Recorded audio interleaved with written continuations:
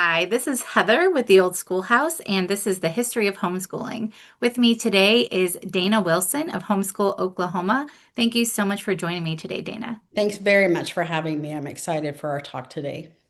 Well, I would love if you could tell us a little bit about Homeschool Oklahoma and your involvement with the group. I have been on the board with Homeschool Oklahoma since this takes me back a little while. I want to say 2003, so 20 some years.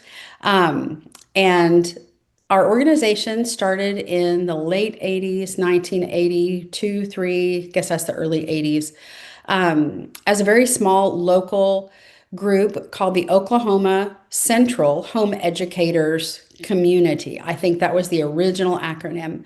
And homeschooling was really starting to take hold here in Oklahoma. It had sort of worked its way.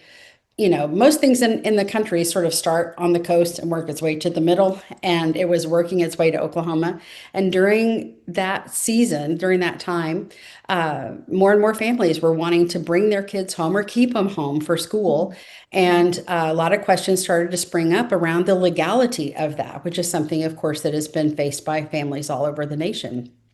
And so, in pursuit of just whatever the truth was, we had a core group of families who decided that there needed to be some sort of central information gathering and then support giving organization. And so they started as a small group of families right here in Oklahoma City, quickly became Oklahoma Christian Home Educators Consociation. So that's kind of a funny word.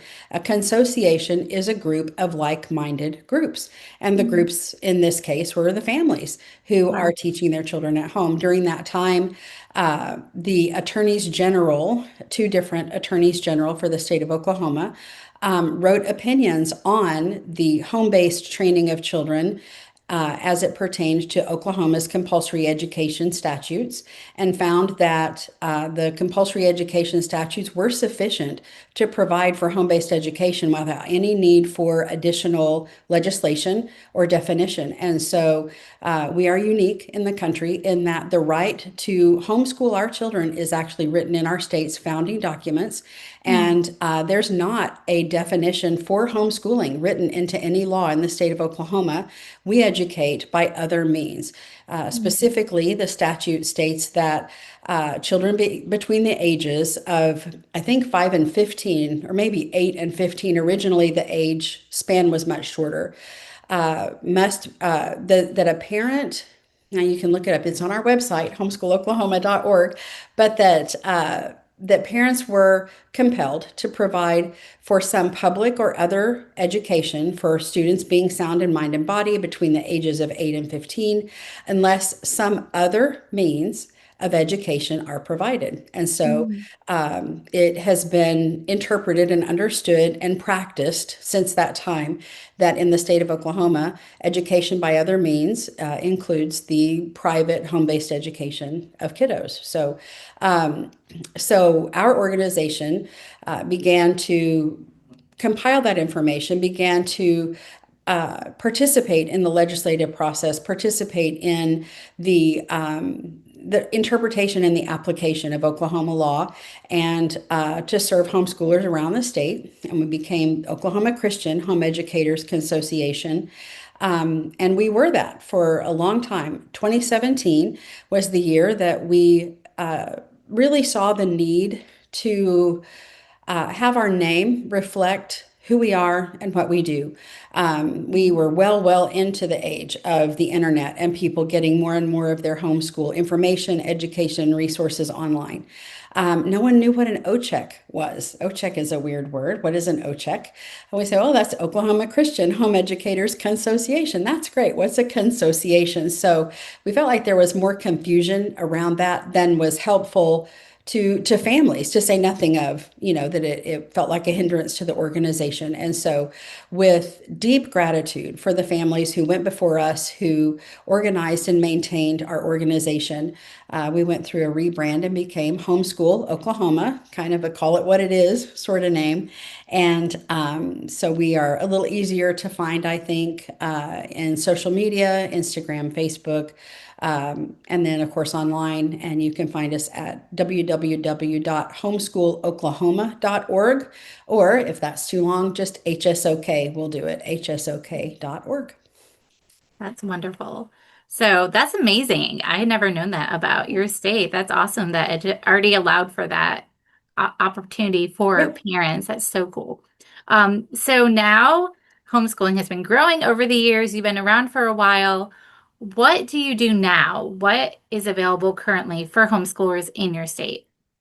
Probably the main things that we provide are the newsletters that we send out. We send out 2 newsletters a month with not just current events and happenings, but recommendations and suggestions for everything from simple beauty for your homeschool to field trip recommendations to discussions with homeschool leaders across the state. We also love to answer questions, that we receive through social media, through our email.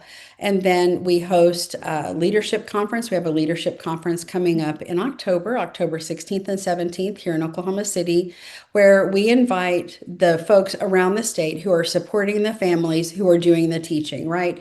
And so for those who are leading the big co-op or the giant support group or the little coffee clutch or the zoo field trip group, if other homeschoolers are looking to you and saying, how do I, why should I, what do I, then we have an event for you. So we love just welcoming leaders from all kinds of leading roles from all across the state to encourage and learn from each other. So that's probably uh, the biggest thing that we have to offer. Everything else is just our daily presence here answering questions, and then our legislative presence. We have a very active legislative liaison and a group of folks who are always poring over legislation, making sure that anything that would affect homeschoolers, impact parental sovereignty or individual liberty, that we're having those conversations with legislators and maintaining the freedoms that we enjoy here in the state of Oklahoma. Wow, very busy year round. It's a lot.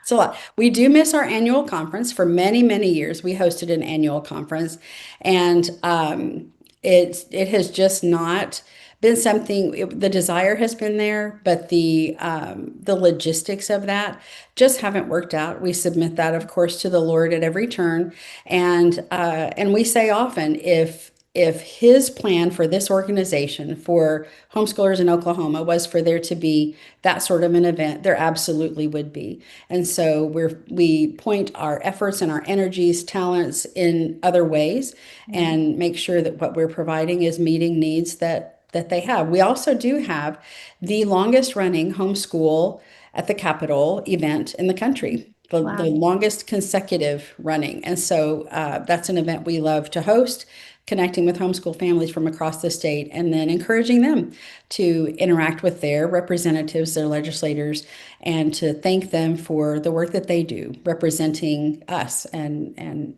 ensuring, maintaining those freedoms that we cherish. Wow. Well, I appreciate everything that your organization does. We have new homeschoolers that have come into the ranks with us this year. Oh, What sure. kind of advice or recommendations or suggestions would you give to them as they're just starting out? One of the things we recommend, I recommend personally, and then of course as an organization, is that a season of self-education is always helpful.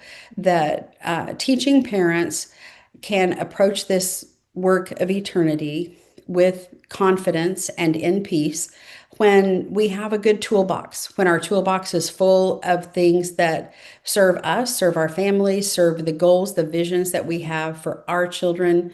And so it's more than maybe scrolling Instagram or asking a question in a Facebook group.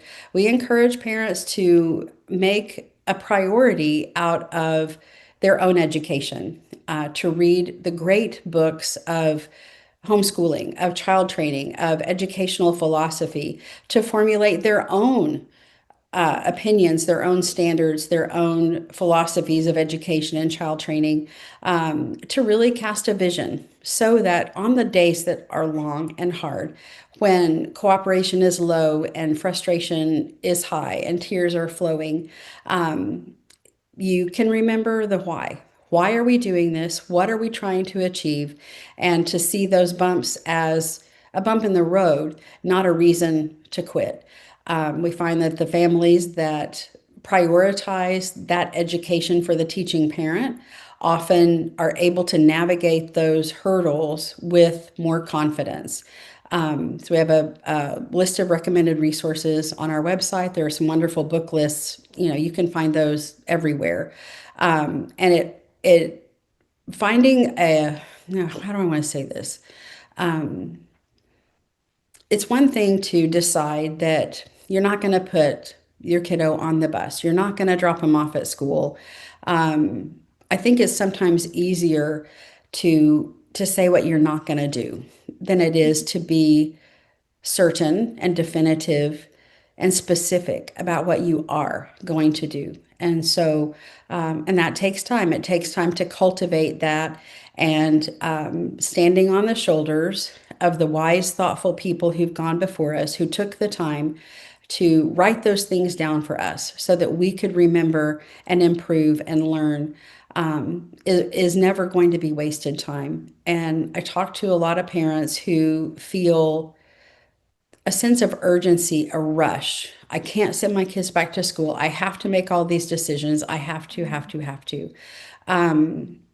In the midst of that urgency, a pause, a breath, and a building of a foundation that you can rest that homeschool on is worth every bit of effort that it takes.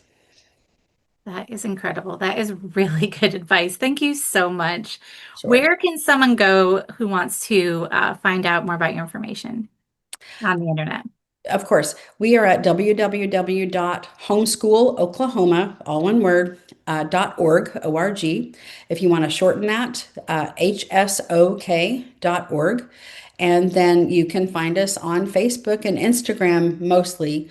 We have those are the places where people tend to look for us. And so we're posting regularly and responding to messages as Homeschool Oklahoma on Instagram and on Facebook.